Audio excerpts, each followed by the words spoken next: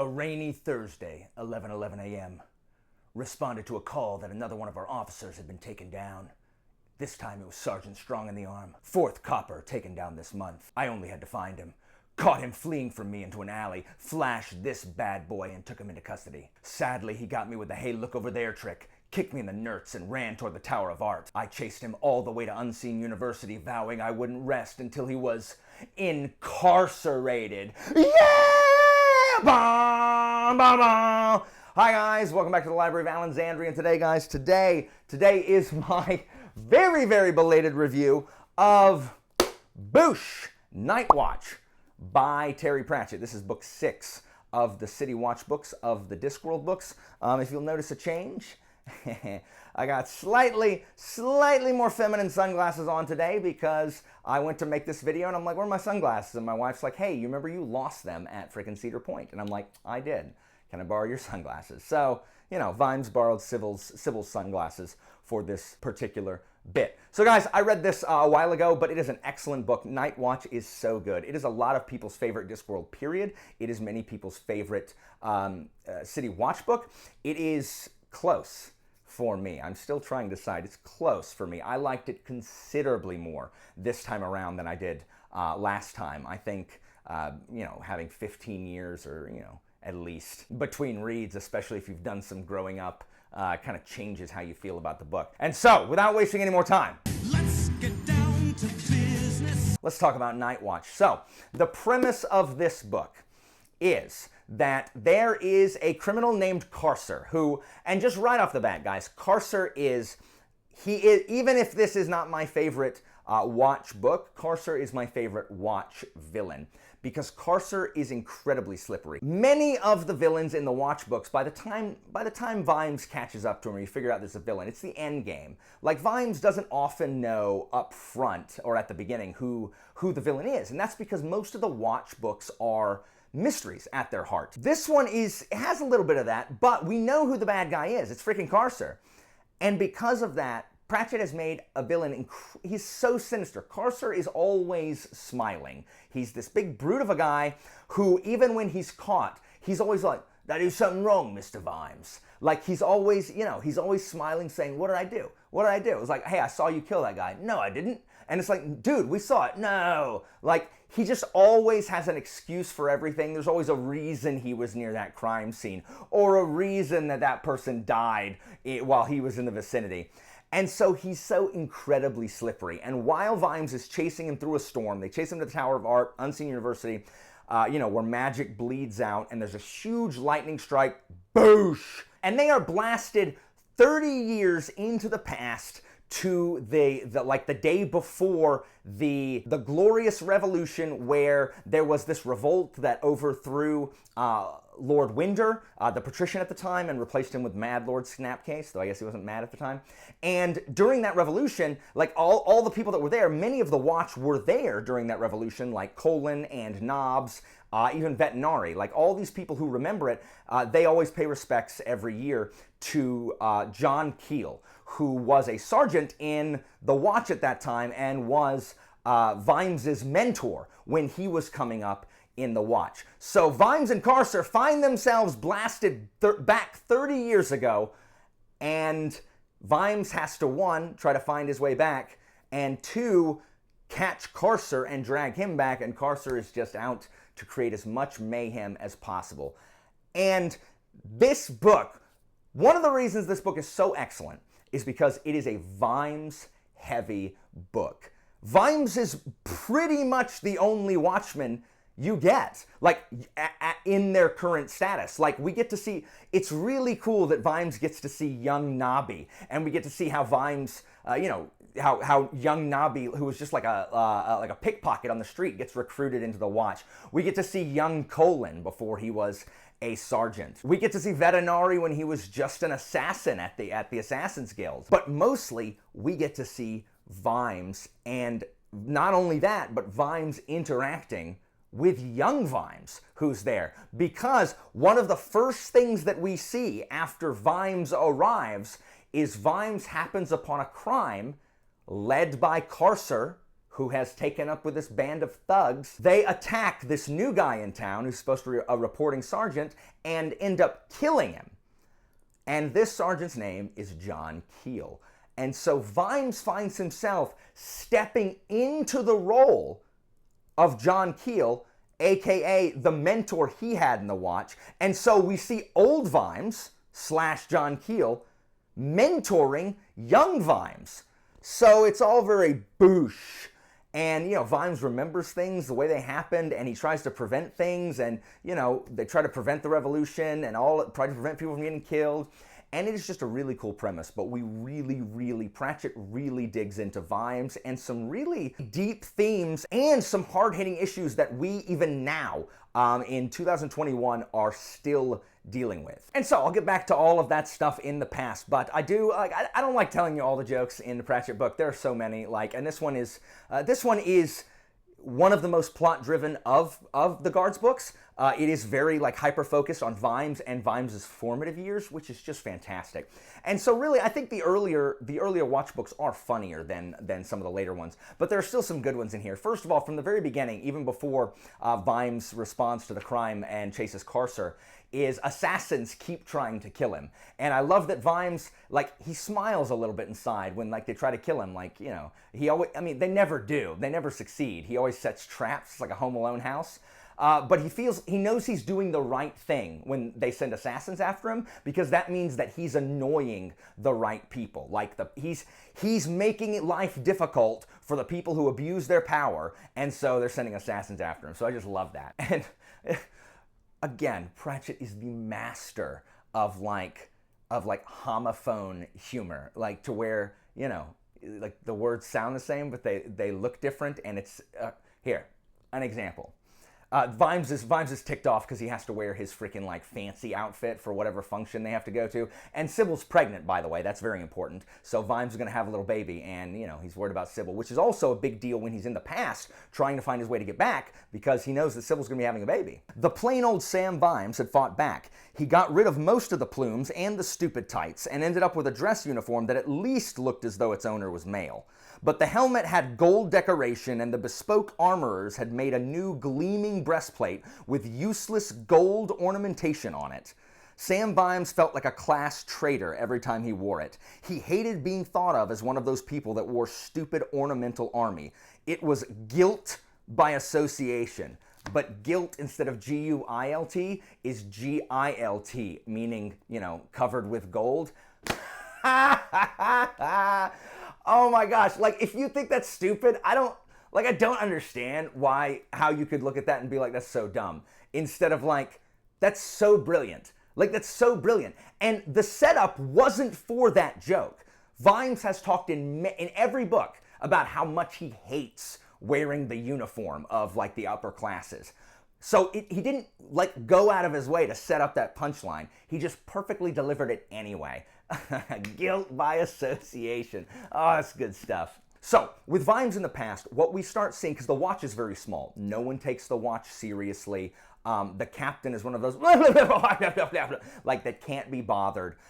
All of the recruits are corrupt. And apparently John Keel, who mentors Vimes, was not corrupt. He was one of the ones that wasn't corrupt, and that's kind of how Vimes he learned how to be a copper. And because of Keel, that's how Colin and the original watch that we know from today, they're also not crooked, because Vimes was taught by Keel, and they were also there while Keel was there. And so it's Vimes' job to do that same thing. So what we see here in this old watch, it's they all take bribes. They're all completely corrupt, because this is the watch without the moral center that is Commander Vimes. Because yes, in Guards, they were useless. That's true. But they weren't corrupt. They just weren't good at their job, and no one cared, really.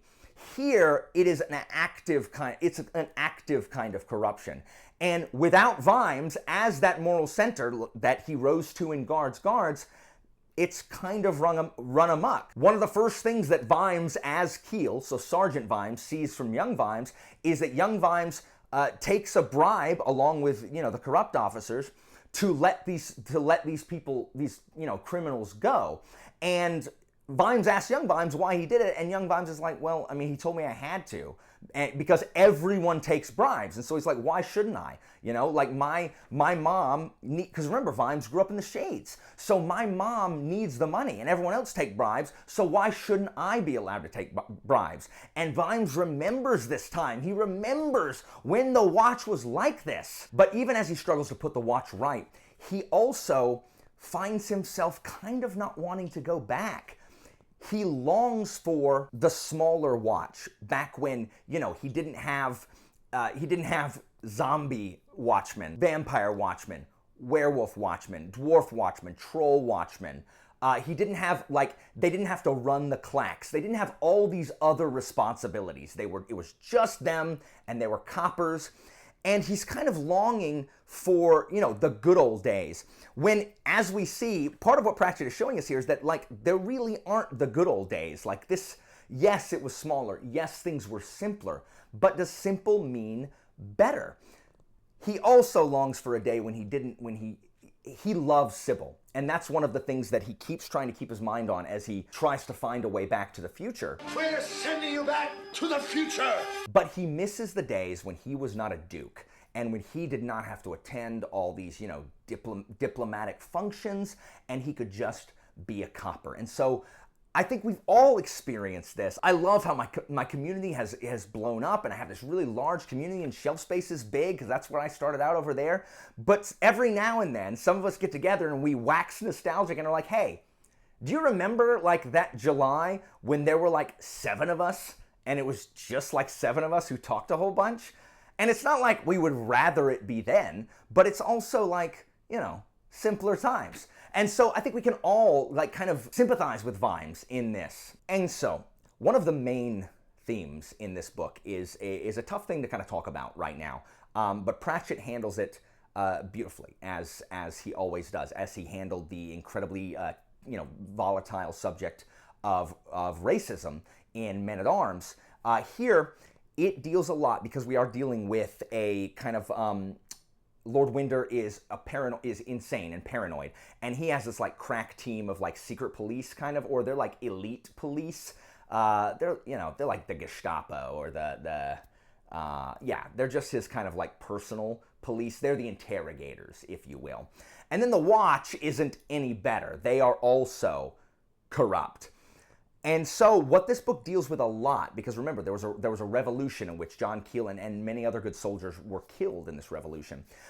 This book talks a lot and forces us to think about issues like police brutality, excessive uses of force, torture, why police may use force against peaceful protests, and even what causes riots. He deals a lot with this, and it is a tense book for a large part of it, but Pratchett handles it with such aplomb, such a deft hand. He is absolutely brilliant at addressing real-world issues through the lens of this fantasy world in the Discworld. So he talks about the tension within a crowd that kind of sparks a riot. There's this big gathering, and Carcer and the powers that be are trying to spark this revolution that caused so many deaths 30 years ago, and Vimes is doing everything he can to subdue it, to prevent these good men from losing their lives in this riot. Well, John Keel didn't know that was going to happen, and so him and the corrupt Watch, they were able to be manipulated into this kind of decision where they overthrew Winder and replaced Snapcase. Vimes knows what's going to happen and is doing everything he can to stop it, and so there's a big crowd forming because everybody's mad at one thing. They're mad at this one set of cops, and then they're mad at these soldiers because soldiers have been deployed into the streets, and it's really tense environment, and Vimes is addressing his Watch because other watch houses have been attacked, and that caused the Watch to retaliate, and so innocent civilians were killed. It's just madness, and all Vimes is trying to do is keep the peace. And so he addresses his men like this, and it's brilliant. Okay, lads, he said, it's like this. We know what's been going on. I don't know about you, but I don't like it. Once you get troops on the street, it's only a matter of time before it goes bad. Some kid throws a stone, next minute there's houses on fire and people getting killed. What we're going to do is keep the peace. That's our job. We're not going to be heroes. We're just going to be normal. And so Pratchett really draws attention to how fast things can get out of control when those tensions are high. And so Vimes is doing everything he can to not only keep his cool, but make sure that his soldiers as well, or his troops, the watch, the coppers, keep their cool as well. And so Winder has those, those interrogators, the Cable Street irregulars, who they bring citizens, if they're given over to them, the order is often to give people they arrested that, that Winder doesn't like to the irregulars, and when they're heard from again, they're wounded or maimed or tortured or something. And so Vimes is like, all right, young Vimes, all right, Sam, come on, we're gonna go to Cable Street. And young Vimes, who is a lance constable, is like, what? I don't know, I don't want to go up there. And Vimes says, we're not playing by the rules, said Vimes. You're gonna have to learn why we have rules, lance constable, and don't you eyeball me. I've been eyeballed by experts, and you look as if you're desperate for the privy. Yeah, all right. But everyone knows they torture people, muttered young Vimes. Do they? Said Vimes. Then why doesn't anyone do anything about it? Because they torture people. And that is a funny line, but that's so true. People are corrupt because no one does anything. Again, let's say that you work for a corrupt organization and you see something corrupt, and you want to bring that corruption to light. But the person in control of your job is the very person committing the corrupt acts. This is why, one of the many reasons there's so much evil in the world, is because the people who are abusing their power and are terrible are the same people who make life incredibly difficult for anyone who would dare speak against them. It's freaking Achilles and Agamemnon all over again. And so, young Vimes doesn't want to go because they torture people. And so, old Vimes is like, well, if they torture people, why haven't they been arrested? Well, because they don't want to get tortured. Ugh. And so, like he said, I'm going to teach you to obey the law and why we have the laws. There's some really sweet scenes between Keel/Vimes and Sam. I'll call young Vimes Sam henceforth, the book does. Between Vimes and Sam, where he's teaching him how to be a good cop, how to not be corrupt, how to do the right thing even when it's hard. And one of the things that I really love about Vimes as Keel to all of these watchmen, as he makes them better men. The ones that won't, some of them just don't know any better. They've just always been corrupt. And they start to fall in as Vimes digs in his heels. Some of them flee and go join the other side and, try to kill Vimes because he's, interrupting a good thing. But what Vimes continues to tell his men during this, his watch house is the only one that is keeping its cool during this tense time between the soldiers and the civilians. And he keeps telling them, guys, you do the job in front of you. Yes, there's a whole lot else going on, but sometimes all you can do the job in front of you. Do the job in front of you. It's like doing the next right thing. You do the job in front of you. You can't worry about the job you'll have to do afterwards or the job 2 days from now. Do the job in front of you. It's plenty to worry about today. Do the job in front of you. And I really liked that. I also really like this quote by Vimes where he describes how real revolutions happen. People think revolutions happen in the street. And yes, there is a revolution going on. We've got Reg, as I was corrected by Derry. Thank you, Derry. Derry is, I've always said Reg Shoe. And I was like, it's not short for Reginald. And then I immediately Googled Reg Shoe and saw it's short for Reginald Shoe. So it's not Reg Shoe, it's Reg Shoe. That's so much harder to say. Anyway, but I promised Derry that I would do old Reg right. So, Reg Shoe is Angel Ross in his red, standing atop the barricade, shouting for, let's go, Do you hear the people sing a song for angry men? I mean, he's dead later. He's a zombie now. He's a zombie in our time. But it's very Les Mis, this little section where they build all the barricades and Do you hear the people sing a song for angry men? Red Shoe like wants everybody to go out there and like, you know, kill him because he's just riled up. And everyone's like, Reg, like, no, like we don't want to kill anybody. And, you know, because Reg is with the civilians. And Vimes keeps having to talk Reg down because he knows Reg in the future. And it's just like, Reg, stop. Like, stop. Like, Reg is trying to incite violence while Vimes is trying to tamp it down. And it's just really amusing. But Vimes, being the wise, you know, copper that he is, understands how revolutions actually happen. No, said Vimes, I'm very simple. I just know how things work. I follow the money. Winder's a madman, and that's not good for business. His cronies are criminals, and that's not good for business. A new patrician will need friends, far-sighted people who want to be part of a wonderful future, one that's good for business. That's how it goes. Meetings in rooms. A little diplomacy, a little give and take, a promise here, an understanding there. That's how real revolutions happen. All that stuff in the street is just froth. I mean, where's the lie? Where's the lie? The people in the streets, they are collateral damage to the backroom dealings that were made by people who are huge douchebags. And that's really why, we know that's why Vetinari has stayed patrician so long, because Vetinari is good for business. And, you know, they want to install the next patrician, Snapcase, who we know becomes Mad Lord Snapcase. And it just brings to light that idea that we always think that the next leader is going to be better. Oh, we're going to do things the exact same way we always do, but this next one's going to be better. There's a reason, every side hates, like, you hate the incoming president. Oh, no, this president's going to be the guy. It's not. Guys, it's never going to be the guy. Why? Because we have the same freaking systems in place that keep electing, like, people we don't like. Like, they keep, really? Like, really? The candidates we continue to be offered are the best in America?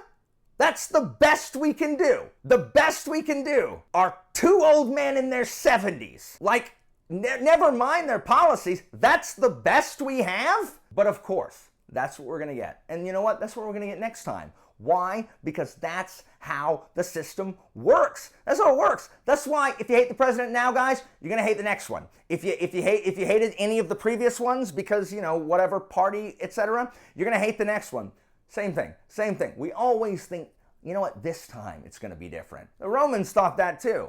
It never was. And so here, and y'all know that, like, when Vimes starts talking about the law, like, it hits me to my core. And it seems like every time I do a frickin' City Watch review, I'm talking about, like, the injustice inherent in the system, because it bothers me. Like, it bothers me that corrupt people there's no one in place. Why? Because the people who can change it and make it less corrupt are the same people profiting from the corruption. So it would literally take a Sam Vimes, who is incorruptible, as we see so many times in this book. Vimes is incorruptible. And this is why I love Samuel Vimes so much.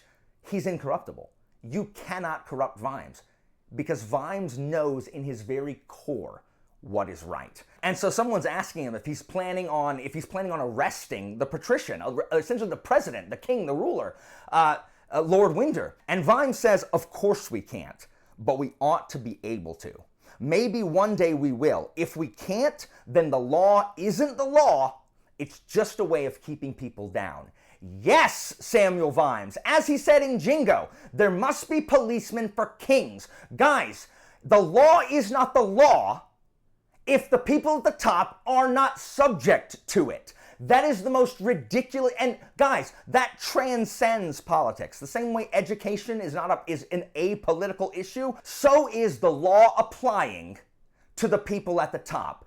It's not political at all, because guess what? Your guy's just as corrupt as their guy, and every bleeding one of them should be taken to task by Captain Samuel Vimes. So interestingly, we also see the challenge of urban warfare for the traditional military. Like the patrician sends out the soldiers, but they're fighting like in alleys and streets, and the soldiers don't really know how to do that. Meanwhile, the citizens can take advantage of it, and that's why they can build these barricades. They can move troops.